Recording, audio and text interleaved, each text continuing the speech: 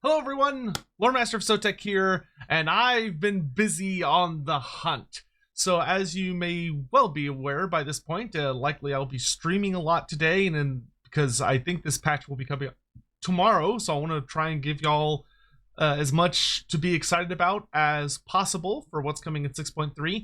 And I'm going to be releasing just a series of videos where I'm going to be covering different topics. So I've already, by the time you're watching this, put out a video about the patch notes, but now I'm going to talk to you about unusual locations, because obviously we have over here these 20 new ones. My camera's all messy, but anyway, I have not been able to find all of them since I've gotten access, but I have been able to find a good number of them. So I will go ahead and go through you all with the list of the ones that I have discovered in my own playthroughs. In case you haven't seen, a few have been revealed already by Creative Assembly due to content creators. Several of us were given a singular one that we were able to reveal. So for me, I got to reveal the Crimson Skull Chambers, which I have already covered on a video purely dedicated to that. So if you want to go check that out, you can. But I'm going to go ahead and walk you through the remainder that I found. Some of these may have already been revealed by another content creator or by CA themselves, but I have been busy, so in the event that this isn't an exciting new one, my apologies. And then I will let you know at the end which ones have not been discovered yet, at least by myself. If you don't want spoilers, obviously, then I would recommend not watching this. If you want to just go into your own campaigns completely blind and see what comes up, then I think it would be wise to remain as, unaware as possible. So without further ado, let's go ahead and jump into these. So the next one I'm going to show you is the Peg Street Pawnbroker. So this one is personally one of my favorites. It says, nervously replacing his glass eye with a macabre apparatus, this oddly familiar charlatan makes even simple haggling a ghastly affair. Now, the really fun thing about this one here is that, is that it actually is a reference to the Vampire Coast storyline in Total War Warhammer 2. Because if you didn't know, if you haven't played in a while, there was an intro movie for each of the characters, and in their intro movie, all of them send one of their captains to go negotiate with this mysterious pawnbroker who is selling strange items, and that's what kind of kicks off your initial storyline in the Vortex campaign for the Vampire Coast, which personally I really think they should just port into Warhammer 3 because the storyline works regardless of the Vortex. So it would just be super nice. But anyway, what this does is you get a 10% improved chance to gain a magic item. So this one, I've asked for clarification, and it might get clarified in the full patch because the version we have is not the version that's going to go out public. That version, which will be I think given to us probably today, but if not, will at least be released in tomorrow. This one was a little bit in progress, so there are a couple things that hopefully will be improved upon and a few little bugs fixed here and there. But I'm not sure if this is that you have a 10% chance to just randomly gain a magic item. I'm pretty sure that's what it's saying, as opposed to improving your chance of getting a magic item, but it's not 100% clear. But in any event, it also gives you plus 5% income for all. Actually, you know what? I'm going to get rid of my face for all these. That way y'all can actually like see it all in its glory. It gives you another 5% income from all buildings in the settlement that it's in. And then if you have 90 or more control in the province, all of his items, which he will offer to you through events, will be half price. And once you have purchased all of the items, an event goes off and the location is removed. Now, in our version of the build, there was a bug that prevented you from buying all of the items because one of them would just keep showing up. Basically, you could just keep buying infinite copies of one of the items. But hopefully that will be fixed for the live build. So here's what the event actually looks like, which is, so you get the Peg Street Pawnbroker. It says, this grimy peddler sits atop a haphazard mound of curios, baubles, and other knickknacks of dubious practicality and questionable origin. As he rattles off the supposed quality of his wares, the practiced staccato of a Skaven rattling gun, his impromptu stall attracts a crowd with more gold and time than good sense. And you can see pretty high prices of roughly 4,000 to 6,000 gold. But keep in mind that if you had your control in the province where he is at 90 or above, then the prices are cut in half, which makes them much more manageable. As for what each of these items do, first we have the Peg Street Sea Shanty Talisman, a fabled sea shanty of the Vampire Coast. Though bottled in a glass, its aura is still potent. This gives the character that has it a plus 10% chance of stealing a magic item, plus 5% income from sacking settlements, 30% spell resistance, and gives you the army ability of the Shanty Third Verse, which for I think like a good 40 plus seconds gives considerable amount of reload skill and melee defense to all units in your army. And you just get that for that army, which is super duper nice. The next option is the Armor of the Oceans, an armor piece once worn by the infamous pirate Dastan Coldeye, which gives 10% missile resist, 20% physical resist, the bound spell of Tide Call, which I believe you get 4 uses of it, and then you also gain regeneration whenever you're fighting at sea. So these really, really nice, especially on a character that you just have like roaming around the ocean, going to locations of interest to get lots and lots of money, or fighting various pirates.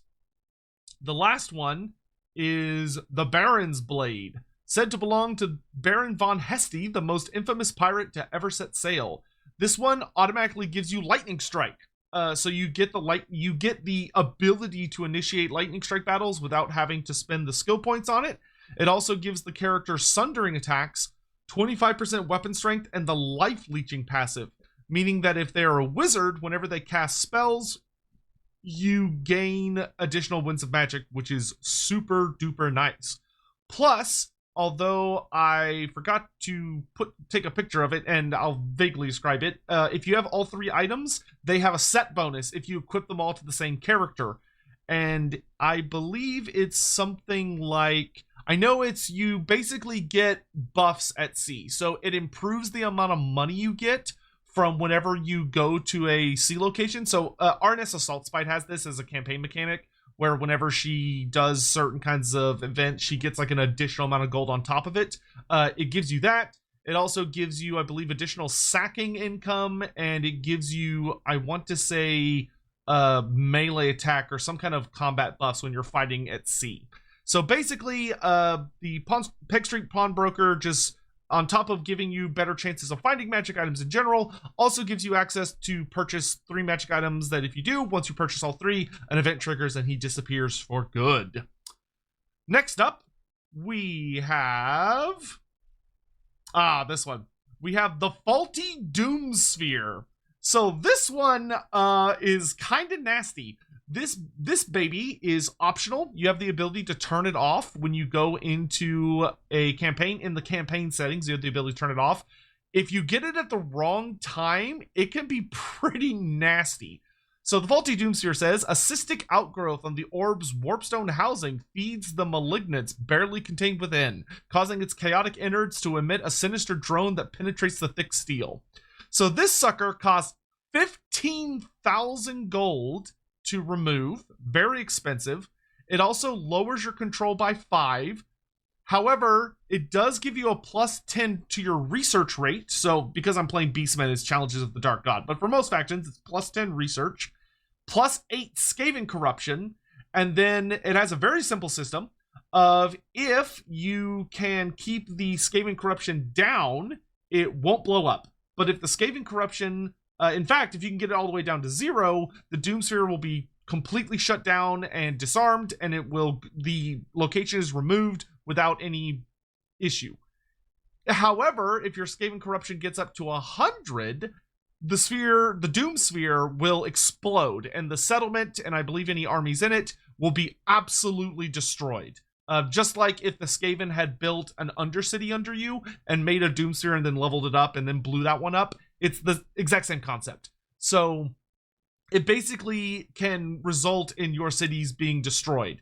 This is worse for some factions than others. If you're playing a faction that has a lot of the unaligned corruption, so basically the anti-corruption, it's pretty easy to get it high enough to knock down that +8 corruption, unless you get it really early game or somewhere where you're struggling to build up a lot of infrastructure.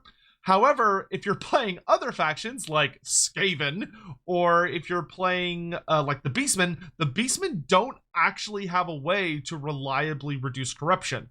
They can increase chaos corruption, undivided chaos corruption, to very high, which does lower other forms of corruption, but not enough to outpace that +8. So this campaign, I actually couldn't do anything about this Doomsphere unless I wanted to pay the 1,500 gold for it to detonate. So I kind of was just happy to just let it try to blow up. Sadly, the AI took the settlement. Some Skaven attacked me and took it before it blew up, because I did want to see it blow up.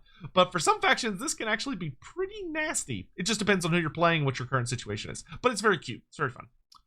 Next up, we have the Abandoned Forge of Hashut. So this one says, a cartouche-lined runes marked the entrance to this forge of the Father of Darkness, their twisted truths privy to the malevolent descendants of Zorn Uzkul. So the Abandoned Forge is one of the best, in my opinion, in the game. It does give a whopping +25 undivided chaos corruption, which is nearly impossible to stop unless you're very late game or you're investing a ton of like unaligned corruption, but getting to 25 is significant. However, it gives you +10 diplomacy with Chaos Dwarves, and much more importantly, any units recruited in this province have a permanent +20 armor bonus. That is a ton of armor. For units that don't have very much armor, that's very nice. And for units that already have a lot, it just makes them even more ridiculous. This one is super duper nice to have, especially on, as you might see here, Tomb Kings. Furthermore, it gives a Kadai Destroyer to the garrison, which can very easily make or break your defenses. I actually had a pretty gnarly siege where someone attempted to destroy a settlement where I had the Abandoned Forge of Hashut, and I was eager not to lose it, so I even fought the battle even though I didn't have a garrison. I just had like the basic garrison. I didn't have any of the other garrison buildings built yet, and the Kadai Destroyer, and I, by the skin of my chin, managed to actually save it. I actually saved that replay. I might show it later during a stream or something. But thanks to the Kadai Destroyer, I was able to win and keep the settlement alive because I did not want to lose this unusual location.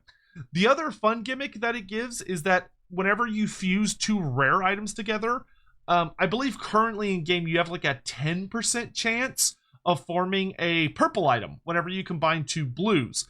But most of the time it'll turn into scrap, which is just useless garbage that you have to sell.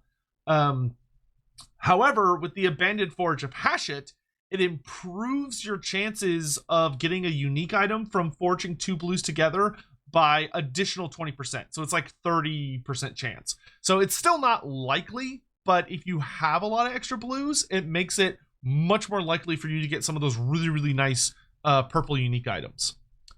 Next up, we have the Tower of the Cabal. This one has been shown by Creative Assembly, but in case you haven't seen it, this one is super duper bonkers. It's actually reasonably difficult to activate. So basically, this one actually requires you to play multiple campaigns and to get the Tower of the Cabal multiple times throughout those campaigns. But what it basically is that it can give you some extremely powerful effects if you have an active Tower of the Cabal that you have powered up in previous campaigns. And the way you power it up is that once you've acquired it, you have to get a character, a lord, who has defeated at least 20 other legendary lords in the campaign, which is not a small feat, because that means you have to track down and kill at least a fifth of the legendary lords in the game, which is not easy, because a lot of them will die before you get to them. Once you have acquired at least 20 defeat traits, you then run over to the Tower of the Cabal, move into the region, and the building will be destroyed, which will cause it to be more powerful in future campaigns. This can give you some absolutely obscenely powerful effects, but you are able to turn it off in the campaign settings. So if like you've managed to get to a max tier Tower of the Cabal and you don't want it in your campaigns because it's just too powerful and you don't want to deal with it, you can just turn it off. But you can also just destroy it if you'd like. It costs like 4,000 gold to get rid of it. Next up, we have the Unstable Chaos Portal. So this sucker is not super cheap to remove. It's like, I believe it's like 7,000 gold to get rid of it. But basically the way it works is the settlement that it's under, all income from that settlement is increased by 100%. It also increases the amount of chaos corruption you have by 20. Then there is a 20% chance a random region in the province will be destroyed every turn, regardless of who owns it. So for instance, as you can see in my campaign, I received it in the Springs of Eternal Life. So if I left it there, there was a 20% chance every turn that Numis, Qatar, or Khemri would be blown up.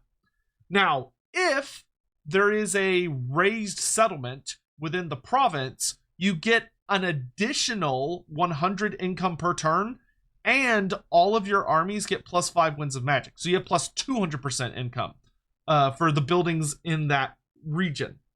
If every region of the province, excluding the one with the Chaos Portal, is destroyed or razed, you get a 10% chance to just find a magic item per turn.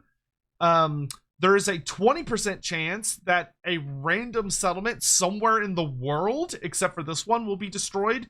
So it'll just start blowing up random cities all over the world, and you get another 200% income from buildings in that region, which goes up to 400%.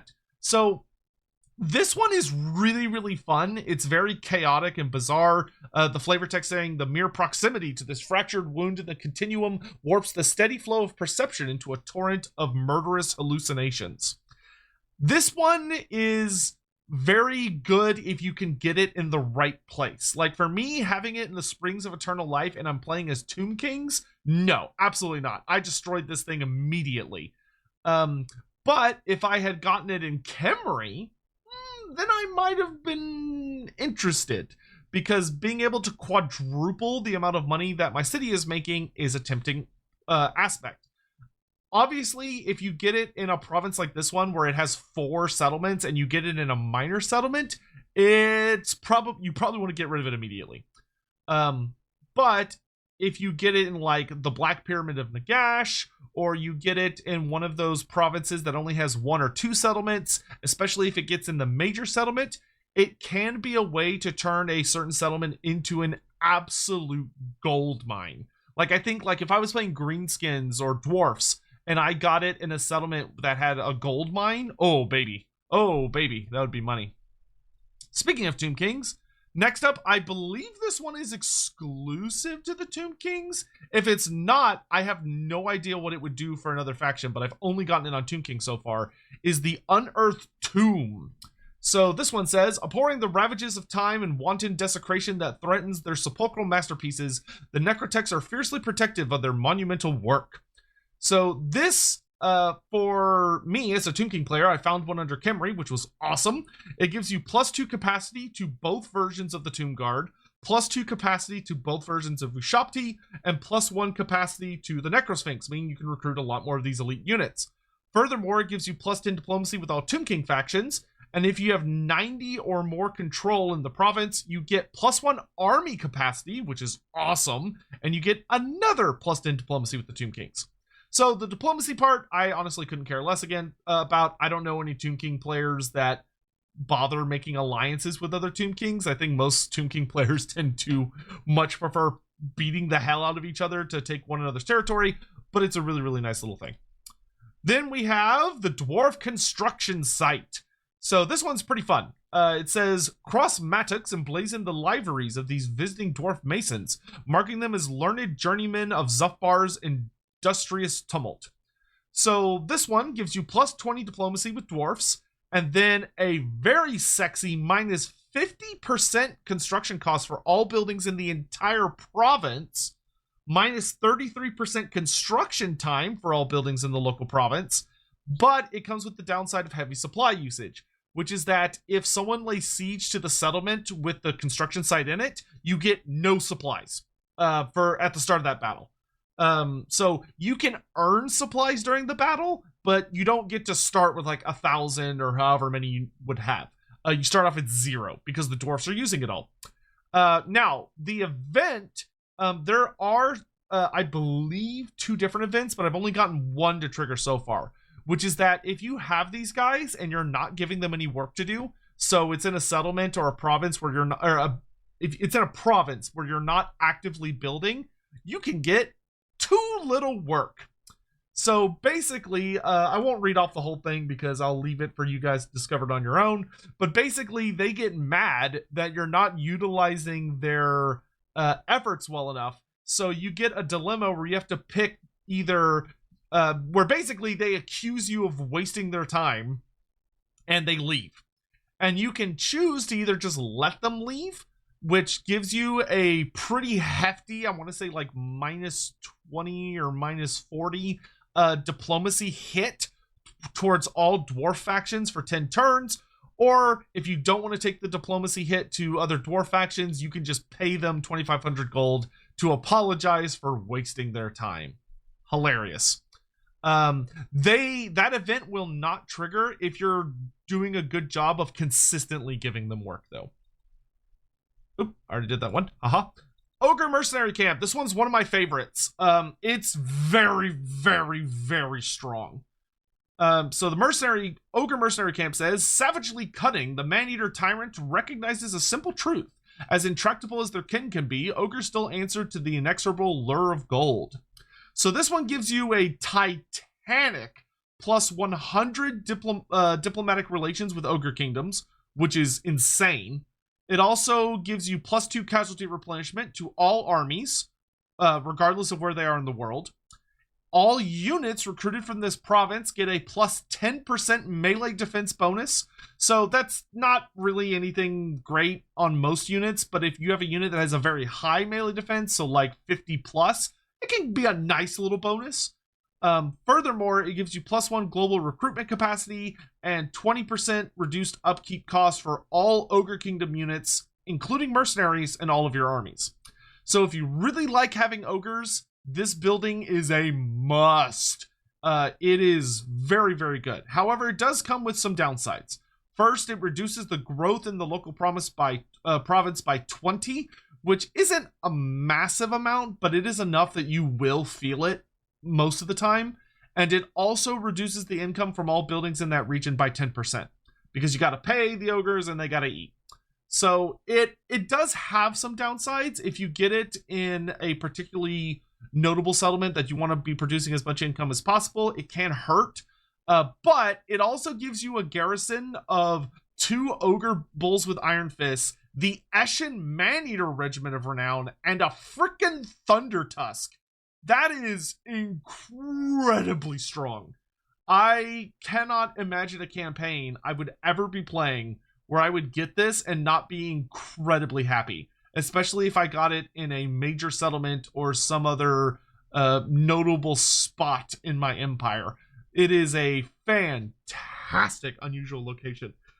If anything, I could see them actually, I would almost recommend making the penalties a bit more severe, because right now they're just not, it's like, okay, like if it was the income is reduced by 50% and growth is like -50, I would still think it's an excellent building. Next up, we have the Purple Hand Safe House. So the Purple Hand, this is one of the big bad cults that you can get. These guys, you will know and hate them well if you have played a Warhammer Fantasy Roleplay and ever done the Enemy Within campaign. But these guys are very, very funny. Basically, they give you some really nice buffs of 9% campaign movement to all of your armies, 9% construction cost reduction for all buildings, 9% income, additional income for all armies, +9 winds of power, reserve capacity for all armies, and +9% experience gain for all armies. All of that is amazing. That's fantastic. However, it does give +15 Tzeentch corruption in the local region, which is quite a bit. And there is a 3% chance that when their Tzeentch corruption is less than 50, that they will spread to somewhere else in the world. Now, these guys are liars, is what I'll say. And I will reveal it, but once again, spoilers. I think these guys are super fun if you don't know what they're gonna do. So I would recommend maybe skipping ahead by like 10 seconds, or let's say like 10 seconds. So to put it very simply, what they actually do is they don't spread to somewhere else in the world. They always spread within your territory, and they give you these. So the Purple Hand hideouts will start showing up all over the place, but only in your territory. And they give you +1 winds of magic to all armies, but they give you another 9 Tzeentch corruption and +9 Tzeentch with, or +9 diplomacy with their Tzeentch factions. And basically, if you they are everywhere, so you get an insane amount of Tzeentch corruption, because they start showing up in every single fucking region. And they're exceedingly expensive to get rid of. Like I'm talking about like, let's see if I can actually see it on here. Like they start off at like 6,000, but the more of them that show up, the more expensive they all are to get rid of. So the only way to get rid of them without spending a stupid amount of money is that you have to wait until 9 of them have spawned. And it's a lot, and it requires you to expand your territory quite a bit, because you have to have at least 9 open settlements for them to spread to. They are horribly annoying, but very, very fun, but also horribly annoying. And then the last new one that I've discovered is the Cult of Pleasure, which says the most ardent of these devotees descend a starless path where the lines between paraded victim and their sybarite audience blur. And these guys give you +100 unit experience per turn to all armies in the region, and +200 experience per turn to all characters in the region. So it can be very, very nice for lower level characters and units to get a bit of initial boost while they're building up, or if you have it in an area that you're needing to defend.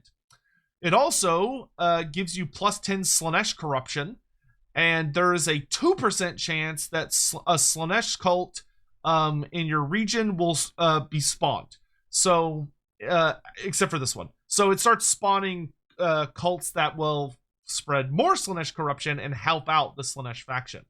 Now, if you get to max Slaanesh corruption of 100, you get some further buffs and debuffs. First of all of your lords in your entire faction become immortal. So all lords become immortal. Also, all of your armies become immune to diplomatic penalties from trespassing. So basically, trespassing no longer exists. You no longer give a crap about military access, because you're just having too fun being just a big party parade that's roaming around the world. It also gives +30 additional corruption, or well, actually no, it goes from +10 to +30, but +30 is a lot. And it gives +10 in all adjacent provinces. So, and then the 2% chance goes up to a 10% chance of you having a lot more Slaanesh cults causing problems.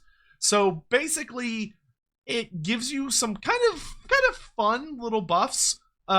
This one I don't think is super worth keeping around, but it's also like a good 6,000 gold to get rid of it. So it's the rewards aren't that great, because like the experience gain isn't high enough where it's like insane. It's okay. Like you will level up characters and units by sitting in that region surprisingly quick, but it can give you a lot of Slaanesh corruption if you're not careful. And that is all the ones I've discovered so far. So I have yet to... Wait, that's not true. I skipped one. Where did I put it? Hold on. I don't know how I managed to skip one, but I definitely skipped one. Ah! The Carnival of Nurgle. Bathed, which was called the Carnival of Chaos in the article, but it's actually called the Carnival of Nurgle. Bathed in the foul glare of Morsalib and Zenith, the emaciated figures contort into the alluring guise of a carnival.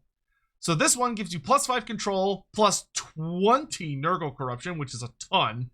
But characters in the region might gain a trait. And if the Nurgle corruption gets higher than 50, It gives you a small chance of a random plague breaking out every turn in that region, and it starts spreading more Nurgle corruption nearby. So you may ask, well, what's the trait? And I will show you. And be aware that of all of the unusual locations we have looked at, with the exception of the fully empowered Tower of the Cabal, which takes a lot to empower, this is by far, by a million miles, the most overpowered unusual location in the game. This thing is insane because you get the Father's Clown, which gives plus 50 growth to your local province, perfect vigor, fetid stench, which is a, I think, 30 or 55 meter radius minus 8 melee attack debuff to all enemies, and then pestilent decay. Good God. If you don't know what pestilent decay is, it is a mortis engine effect, as we say in the Total War community, meaning it makes it where when your character is in close combat, all enemies within 30 meters take damage over time. They just drain. Like, their health just... It is, as you can see, I got it on Lord Mazdamundi. He basically turned into a god at this moment. Like, there was literally nothing that could kill him. And here's the scary thing. This isn't just for lords. This also affects heroes. So you could get a Saurus Scar veteran with it in the case of my Luzman campaign. I got it on Lord Croak. It gets really goofy. Now the downside is that if you get any plagues, they last 10 turns longer than they normally would, and you have a 100% chance of spreading it to other armies or settlements in the same region. Now here's the thing. As long as you're not actively fighting Nurgle, like as long as you're not right next door to Kugoth Plaguefather or Epidemius or any of those guys, most factions can control the Nurgle corruption pretty well, because plus 20 is a good amount, but like with Lizardman, I was easily able to just tap it down. There was no reason not to spam this trait on every single character, because there were just no diseases. There were no diseases anywhere near me. So the only thing I had to watch out for were the Skaven plagues from Lord Skrulk, which granted, if I had gotten one of those on me, that would have sucked. Because having a plague that deals attrition lasts for an extra 10 turns, and it auto spreads, yeah, that's definitely problematic. So, like, if you're going up against a faction that does have diseases as a mechanic, this is genuinely a debilitating downside. But I do think they made it a little too powerful. Pestilent Decay, like, that is so strong. I feel like if it just gave you perfect vigor, fetid stench, and growth, it'd probably be fine. Like, I think that'd still be alright. But Pestilent Decay makes this one of the most overpowered traits in the game. Like, that is foul. But in any event, that is all the unusual locations I've discovered so far. The ones I have yet to find, for anyone that wants to go looking for the ones that I haven't discovered yet, I have yet to find the Warpstone Meteor Impact. I have yet to find the Primordial Spawning Pools. The Covenant, the Crimson Plague, Creative Assembly themselves revealed. I have not found the Sartosan Vault, though I suspect I know where it spawns. I have not found the Cathayan Merchants yet. I have not found the Underworld Sea Entrance, though I bet this one can only spawn in Naggaroth, which I didn't play very many Naggaroth campaigns.